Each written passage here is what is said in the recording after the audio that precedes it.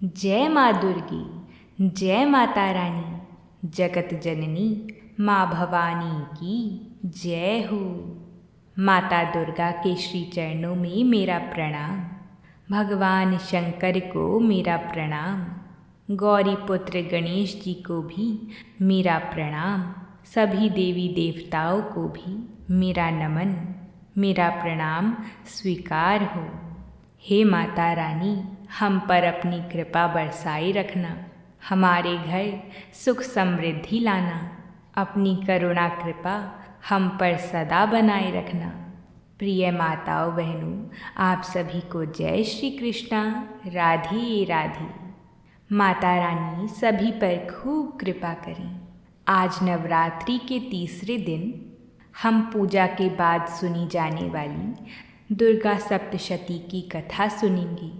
दुर्गा सप्तशती का पाठ नवरात्रियों में पुण्य फल देके जाता है। माता रानी की कृपा बनी रहती है और घरों में सभी मंगल कार्य होते हैं। आइए प्रियजनों, दुर्गा सप्तशती का अध्याय शुरू करते हैं। भक्तगणों, माता रानी की कथा आधी ना छोड़ें, पूरी कथा ज़रूर सुनें, जिससे माता रानी प्रसन्न हो। जय माँ भवानी, जगत जननी जगदम्बा की श्री अंगों की कांति उदयाकाल के सहस्त्र सूर्यों के समान है। वह लाल रंग की रेशमी साड़ी पहने हुए उनके गले में मुंडमाला शोभा पा रही है। दोनों सतनों पर रक्त चंदन का लेप लगा है। वे अपने कर कमलों में जप मालिका विद्या और अभय तथा वर नामक मुद्राएं धारण किए हुए हैं। 3 नेत्रों में सुशोभित मुखरविंद की बड़ी शोभा हो रही है। उनके मस्तक पर चंद्रमा के साथ ही तथा वह कमल के आसन पर विराजमान है। ऐसी देवी को मैं भक्ति पूर्वक प्रणाम करता हूँ। महर्षि मेधा बोली, दैत्यों की सेना को इस प्रकार तहस नहस होते देख महादैत्य सेनापति चिक्षुर क्रोध में भरकर अंबिका देवी से युद्ध करने के लिए आगे बढ़ा।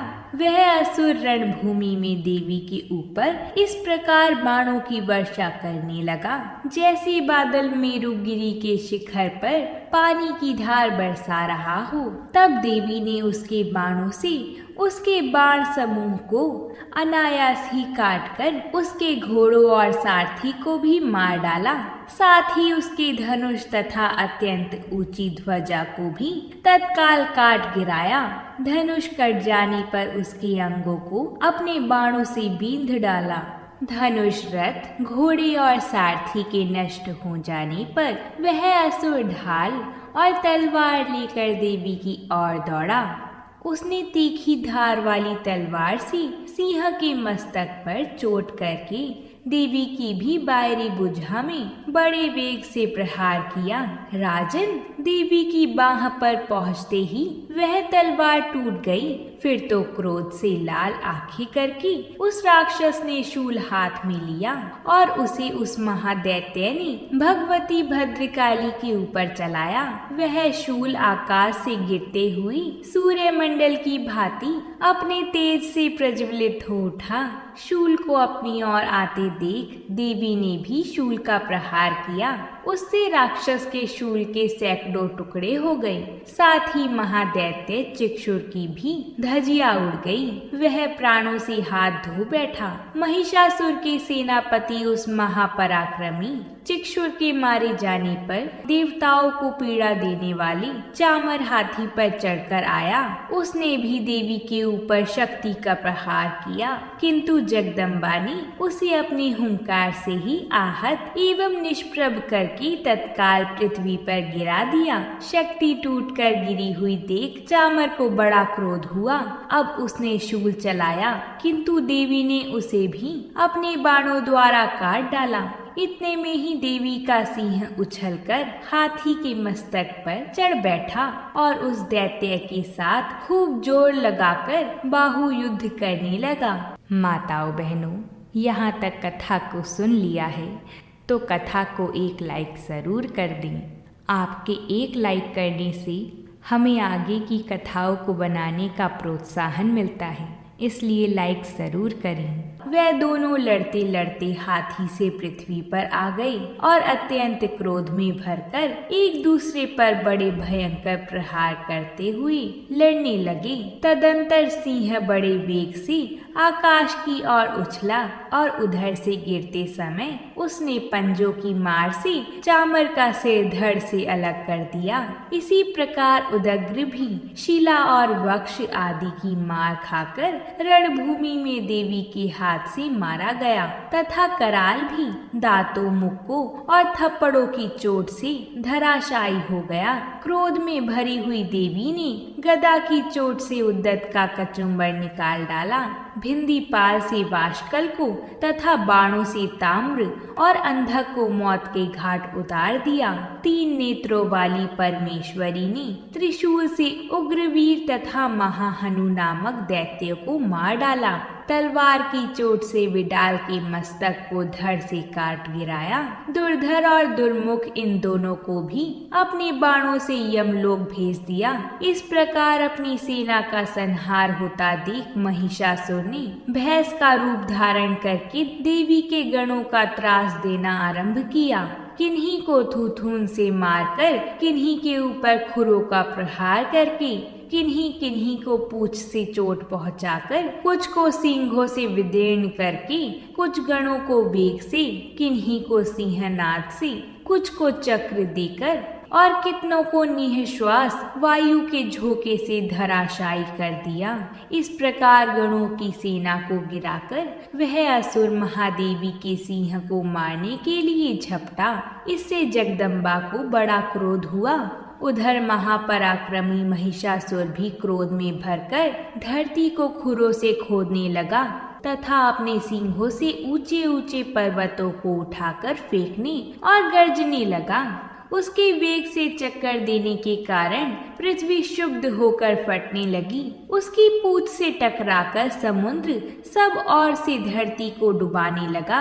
हिलते हुए सिंहों के आघात से विदीर्ण होकर बादलों के टुकड़े टुकड़े हो गए। उसके श्वास से प्रचंड वायु के वेग से उड़े हुए सैकड़ों पर्वत आकाश से गिरने लगे। इस प्रकार क्रोध में भरे हुए उस महादैत्य को अपनी ओर आते देख चंडिका ने उसका वध करने के लिए महान क्रोध किया। उन्होंने पाश फेंककर उस महान असुर को बांध लिया। उस महासंग्राम में बंध जाने पर उसने भैंस का रूप त्याग दिया और तत्काल सिंह के रूप में वह प्रकट हो गया। उस अवस्था में जगदम्बा ज्यों ही उसका मस्तक काटने के लिए उद्यत हुई, त्यों ही वह खड्गधारी पुरुष के रूप में दिखाई देने लगा। तब देवी ने तुरंत ही बाणों की वर्षा करके ढाल और तलवार के साथ उस पुरुष को बींध डाला। इतने में ही वह महान गजराज के रूप में परिणत हो गया तथा अपनी सूंड से देवी के विशाल सिंह को खींचने और गर्जने लगा। खींचते समय देवी ने तलवार से उसकी सूंड काट डाली। तब उस महादैत्य ने पुनः भैंस का शरीर धारण कर लिया और पहले की भांति चराचर प्राणियों सहित तीनों लोकों को व्याकुल करने लगा। तब क्रोध में भरी हुई जगमाता चंडिका बारंबार उत्तम मधु का पान करने और लाल आंखें करके हंसने लगी। उधर वह बल और पराक्रम के मद से उन्मत्त हुआ राक्षस गर्जने लगा और अपने सींगों से चंडी के ऊपर पर्वतों को फेंकने लगा। उस समय देवी अपने बाणों के समूह से उसके फेंके हुए पर्वतों को चूर्ण करती हुई बोली। बोलते समय उनका मुख मधु के मद से लाल हो रहा था और वाणी लड़खड़ा रही थी। देवी ने कहा, ओ मूढ़, मैं जब तक मधु पीती हूँ तब तक तू क्षण भर के लिए खूब गर्ज ले। मेरे हाथ से यही तेरी मृत्यु हो जाने पर अब शीघ्र ही देवता भी गर्जना करेंगे। ऋषि कहते हैं, यों कहकर देवी उछली और उस महादैत्य के ऊपर चढ़ गईं। फिर अपने पैर से उसे दबाकर उन्होंने शूल से उसके कंठ में आघात किया। उनके पैरों से दबा होने पर भी महिषासुर अपने मुख से अभी आधे शरीर से ही वह बाहर निकलने पाया था कि देवी ने अपने प्रभाव से उसे रोक दिया। वह वह महादैत्य देवी से युद्ध करने लगा। तब देवी ने बहुत बड़ी तलवार से उसका मस्तक काट गिराया। फिर तो हाहाकार करती हुई दैत्यों की सारी सेना भाग गई तथा संपूर्ण देवता अत्यंत प्रसन्न हो गई। देवताओं ने दिव्य महिषासुर के साथ दुर्गा देवी का स्तवन किया। गंधर्व राज गाने लगी तथा अप्सराएं नृत्य करने लगी। महर्षि मेधाजी बोले, देवी ने जब पराक्रमी दुरात्मा महिषासुर को मार गिराया और असुरों की सेना को मार दिया, तब इंद्रादि समस्त देवता अपने सिर तथा शरीर को झुकाकर भगवती की स्तुति करने लगे। जिस देवी ने अपनी शक्ति से यह जगत व्याप्त किया था और जो संपूर्ण देवताओं तथा महर्षियों की पूजनीय है, उस अंबिका को हम भक्ति पूर्वक नमस्कार करते हैं। वह हम सबका कल्याण करें। जिस अतुल प्रभाव और बल का वर्णन भगवान विष्णु, शंकर जी और ब्रह्मा जी भी नहीं कर सके, वही माँ चंडिका देवी इस संपूर्ण जगत का पालन करें और अशुभ भय का नाश करें। पुण्य आत्माओं के घर में तुम स्वयं लक्ष्मी रूप हो और पापियों के घर में तुम अलक्ष्मी के रूप में हो और सतकुल में उत्पन्न होने वालों के लिए तुम लज्जा रूप होकर उनके घर में निवास करती हो। हम दुर्गा भगवती को नमस्कार करते हैं। हे देवी, इस विश्व का पालन करो। हम तुम्हारे अचिंत्य रूप का किस प्रकार वर्णन करें। असुरों का नाश करने वाली भारी पराक्रम तथा समस्त देवताओं और दैत्यों के विषय में जो तुम्हारे पवित्र चरित्र हैं, उनका हम किस प्रकार वर्णन करें। त्रिगुणात्मिका होने पर भी तुम संपूर्ण जगत की उत्पत्ति का कारण हो। हे देवी माँ, भगवान विष्णु और शंकर आदि किसी भी देवता ने तुम्हारा पार नहीं पाया। तुम सबकी आश्रय हो। यह संपूर्ण जगत तुम्हारा ही अंश रूप है, क्योंकि तुम सबकी आदिभूत प्रकृति हो। हे देवी माँ, तुम्हारे जिस नाम के उच्चारण से संपूर्ण यज्ञों में सब देवता तृप्ति लाभ करते हैं, वह स्वाहा तुम ही हो। इसके अतिरिक्त तुम पितरों की तृप्ति का कारण हो, इसलिए सब आपको सवधा कहते हैं। हे देवी माँ, वह विदा जो मोक्ष को देने वाली है, जो अचिंत्य महाज्ञान स्वरूप है, तत्वों के सार को वश में करने वाली, संपूर्ण दोषों को दूर करने वाली, मोक्ष की इच्छा रखने वाले मुनिजन जिसका अभ्यास करते हैं, वह तुम ही हो। तुम वारिणी रूप हो और दोष रहित ऋग तथा यजुर्वेदों की एवं उद्गीत और सुंदर पदों के पाठ वाली सामवेद की आश्रय रूप हो। तुम भगवती हो। इस विश्व की उत्पत्ति एवं पालन के लिए तुम वार्ता के रूप में प्रकट हुई हो और तुम संपूर्ण संसार की पीड़ा हरने वाली हो। हे देवी, जिससे सारे शास्त्रों को जाना जाता है, वह मेधा शक्ति तुम ही हो और दुर्गम भव सागर से पार करने वाली नौका भी तुम ही हो। लक्ष्मी रूप से विष्णु भगवान के हृदय में निवास करने वाली और भगवान महादेव द्वारा सम्मानित गौरा देवी तुम ही हो। मंद मुस्कान वाली निर्मल पूर्ण चंद्र बिंब के समान और उत्तम स्वर्ण की मनोहर कांति से कामनीय तुम्हारे मुख को देखकर भी महिषासुर क्रोध में भर गया। यह बड़े आश्चर्य की बात है। और तुम्हारा यही मुख जब क्रोध से भर गया तो उदय काल के चंद्रमा की भांति लाल हो गया और तनी हुई भौहों के कारण विकराल रूप हो गया। उसे देखकर भी महिषासुर के शीघ्र प्राण नहीं निकल गए। यह बड़े आश्चर्य की बात है।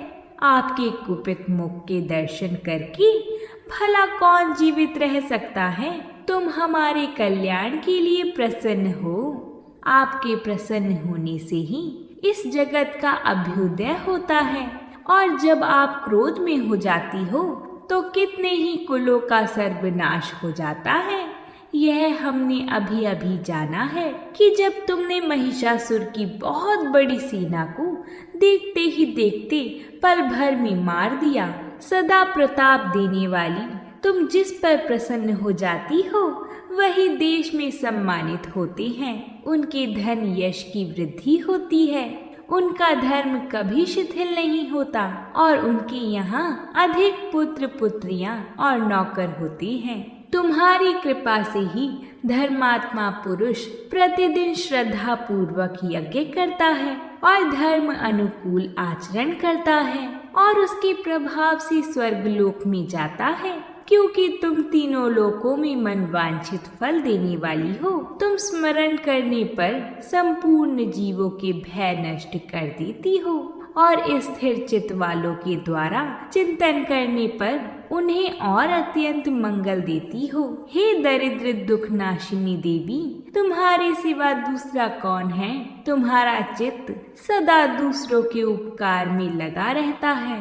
तुम शत्रुओं को इसलिए मारती हो कि उनके मारने से दूसरों के कष्ट दूर होते हैं। वह चाहे नरक में जाने के लिए चिरकाल तक पाप करते रहे हों, किंतु तुम्हारे साथ युद्ध करके वह सीधा स्वर्ग लोक जाया करते हैं, इसलिए तुम उनका वध करती हो। क्या तुम दृष्टिपात मात्र से समस्त असुरों को भस्म नहीं कर सकती? अवश्य ही कर सकती हो, किंतु तुम्हारा शत्रुओं को शस्त्रों के द्वारा मारना इसलिए है कि शस्त्रों के द्वारा मरकर वह स्वर्ग लोक को जावे। इस तरह से हे देवी, उन शत्रुओं के प्रति भी तुम्हारा विचार उत्तम रहता है। तुम्हारी उग्र खड्ग की चमक से और त्रिशूल की नोक की कांति की किरणों से असुरों की आंखें फूट नहीं गईं। उसका कारण यह था कि वह किरणों से शोभ्यमान तुम्हारे चंद्रमा के समान आनंद प्रदान करने वाली सुंदर मुख को देख रहे थे। हे देवी, तुम्हारा शील बुरे वृतांत को दूर करने वाला है और सबसे अधिक तुम्हारा रूप है, जो ना कभी चिंतन में आ सकता है और ना जिसकी दूसरों से कभी तुलना ही हो सकती है। तुम्हारा बल और पराक्रम शत्रुओं का नाश करने वाला है। इस तरह तुमने शत्रुओं पर भी दया प्रकट की है। हे देवी माँ, तुम्हारे बल की किसके साथ बराबरी की जा सकती है तथा शत्रुओं को भय देने वाला इतना सुंदर रूप भी और किसका है? हृदय में कृपा और युद्ध में निष्ठुरता, यह दोनों बातें तीनों लोकों में केवल तुम ही में देखने में आई है। हे माता, युद्ध भूमि में शत्रुओं को मारकर तुमने उन्हें स्वर्ग लोक में पहुंचाया है।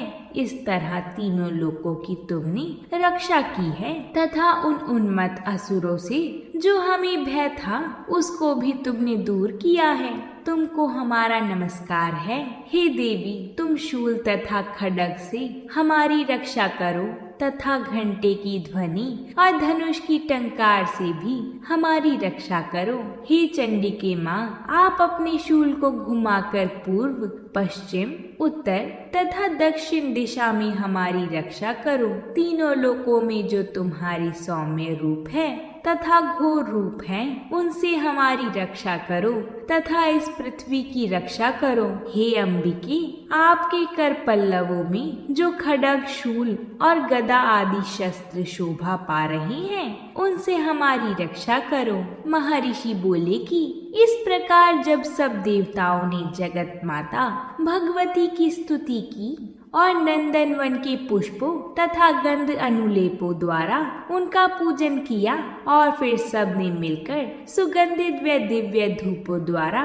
उनको सुगंधित निवेदन किया, तब देवी ने प्रसन्न होकर कहा कि हे देवताओं, तुम सब मुझसे मनवांछित वर मांगो। देवता बोले, हे माँ भगवती, तुमने हमारा सब कुछ कार्य कर दिया है। अब हमारे लिए कुछ भी मांगना बाकी नहीं रह गया, क्योंकि तुमने हमारे शत्रु महिषासुर को मार डाला है। हे महेश्वरी, तुम इस पर भी यदि हमें कोई वर देना चाहती हो तो बस इतना वर दो कि जब जब आपका स्मरण करें तब तब आप हमारी विपत्तियों को हरण करने के लिए हमें दर्शन दिया करोगी। हे अंबिके, जो कोई भी तुम्हारी स्तुति करे तुम उनको वित्त समृद्धि और वैभव देने के साथ ही उनके धन और स्त्री आदि संपत्ति बढ़ावे और सदा हम पर प्रसन्न हुए। महर्षि बोले, हे राजन, देवताओं ने जब जगत के लिए तथा अपने लिए इस प्रकार प्रश्न किया तो बस तथास्तु कहकर देवी अंतर ध्यान हो गई। जिस प्रकार तीनों लोकों का हित चाहने वाली यह भगवती देवताओं के शरीर से उत्पन्न हुई थी, वह सारा वृतांत मैंने तुमसे कह दिया है और इसके पश्चात दुष्ट असुरों तथा शुंभ निशुंभ का वध करने और सब लोगों की रक्षा करने के लिए जिस प्रकार गौरी देवी के शरीर से उत्पन्न हुई थी, वह सारा वृतांत मैं यथावत वर्णन करता हूँ। माताओं बहनों, इस प्रकार हमने आज दुर्गा सप्तशती का तीसरा और चौथा अध्याय पूरा किया है। हम उम्मीद करते हैं कि आप सभी को कथा पसंद आई होगी, इसलिए वीडियो को लाइक ज़रूर करिएगा और वीडियो को अपने परिवारजनों के साथ शेयर करिएगा। और अगर आप कमेंट करना जानते हैं तो कमेंट में जय माता दी ज़रूर लिखिएगा। हम आप सभी के कमेंट पढ़ते हैं, हमें आपके कमेंट देखकर बहुत ही प्रसन्नता होती है। आज माता दुर्गा के तीसरे स्वरूप देवी चंद्रघंटा माता का दिन है। आप जाकर माता चंद्रघंटा की कथा को ज़रूर सुनिएगा, जिसमें हमने ज्वाला माई की कथा और ध्यानु भक्त की कथा को सुनाया है। आप सभी माताएं बहनें उस कथा को ज़रूर सुनिएगा। माता रानी को वह कथा बहुत ही प्रिय है। अब हम आप सभी से कल मिलेंगे नवरात्रि के चौथे दिन पर। तब तक के लिए प्रेम से बोलिए जय माता दी।